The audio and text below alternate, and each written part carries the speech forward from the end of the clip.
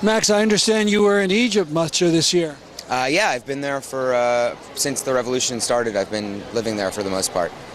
I mean, I could ask you questions for a couple hours, but how does this compare to what you saw in Tahrir Square? Actually, I think in some ways the feeling is the same. They didn't do the general assemblies, they didn't have this strict organization, but there was this sort of, let's sit around and have a conversation about what we want things to look like. Let's sit around and talk about all of the possibilities, not just this reform or that reform, but sort of put it all on the table and discuss it all. So in that way, I think it is similar. And it seems to have started over the internet here, and was that how it seemed to have started in Egypt? Yeah, the internet was an important part in Egypt. I wouldn't say it was the only thing. I think that undersells a lot of the people who don't have computers and don't have access to the internet and maybe aren't literate, who are very important in the protests. Yeah, the internet was important there, and I think it looks like it's important here. It's an incredible way to bring people to spread information and communicate. So it's working well. It's interesting here. I don't see the leadership of all the left parties that have been around for a million years. It seems other forces have helped create this today.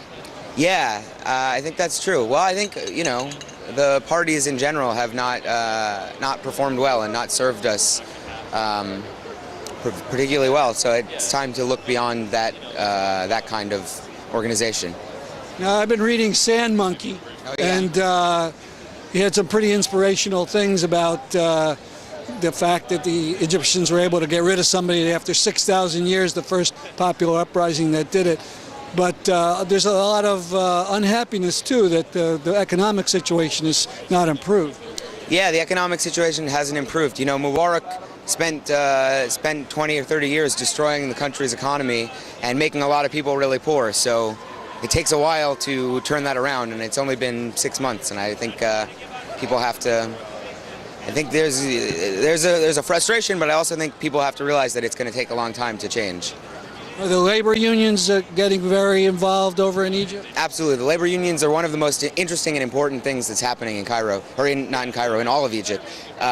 Labor was suppressed so strongly for such a long time. There was only one trade union federation that was run by the government, and now all of a sudden labor can exist and can organize on its own, and people are really taking that opportunity to stand up and make a big fight for the rights that they've been denied as workers for 20 years. So it's huge. It's really important. Last question. As a journalist, you've been walking around the crowds. What impresses you about the people, maybe the youth, or what else? What impresses me is the civility of the conversation and the fact that you've got lots of people who don't agree necessarily. There's a lot of different viewpoints here. There's a guy with a Ron Paul sign over there, and another guy burning US dollars, and someone else talking about how we need a mixed socialist capitalist system.